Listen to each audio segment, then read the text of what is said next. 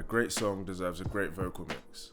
I know from experience that it's daunting to mix vocals and it can be so difficult to get the right sound. There are a million things that you could do to make your vocal sound crisp and professional.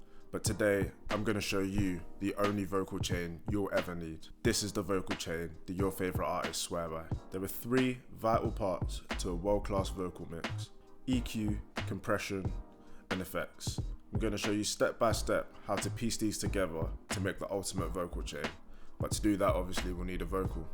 Here's the chorus from my most recent single, Take You Out. Let me take you out, yeah, feeling your vibe, I can't lie. Know you're feeling mine, can't deny it. You know that I'll make you smile. We got that chemistry, you agree. Don't want you to leave without me, no. Let's start with EQ.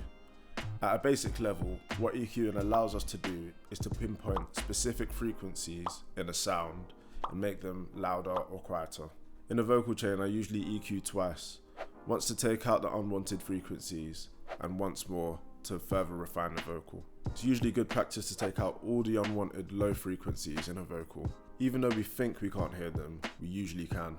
I use a graphic EQ to do this, as it's usually easier to see where those frequencies are. I also use this EQ to take away any of the room frequencies that I don't like.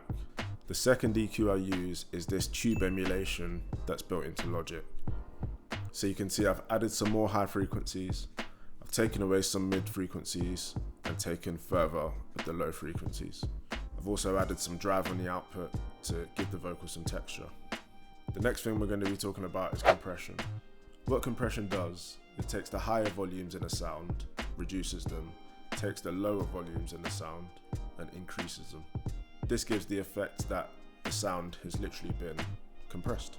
This helps to tame any unwanted dynamics in a vocal and makes it sound more consistent. As you can see here, I like to use multiple compressors on one vocal. Each compressor has its own different characteristic and job to do, and they all work together to make a nicely compressed vocal.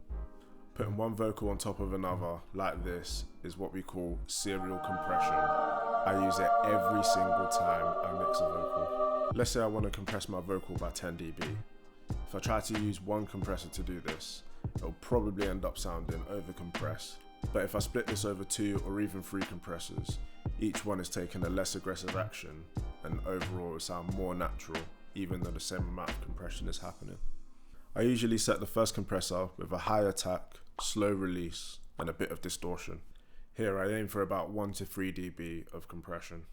In this vocal I've split the remaining compression between 2 more compressors. Both of these are aiming for about 3 to 5 dBs of reduction.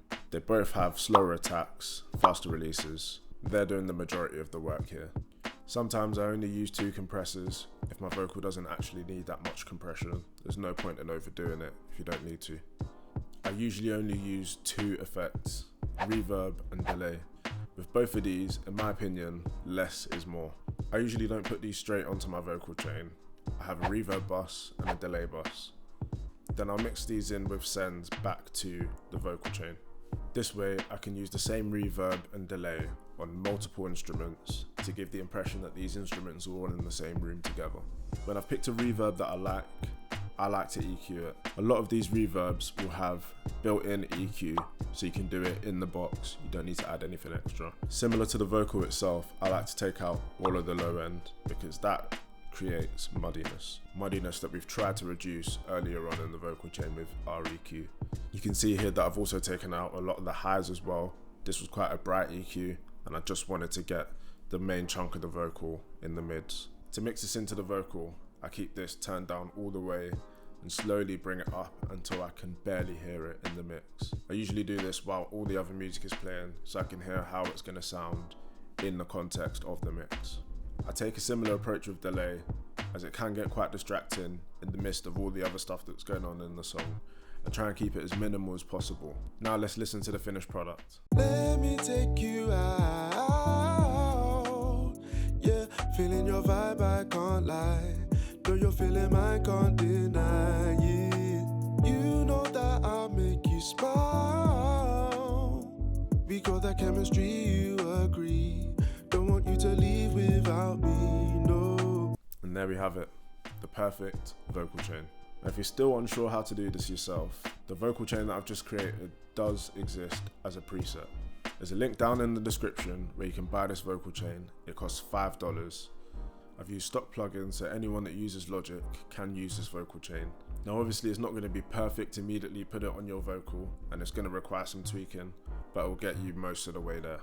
But that's everything, guys. Make sure you comment down below if you've got any questions or if you've got any more advice for other people also looking for help. Peace.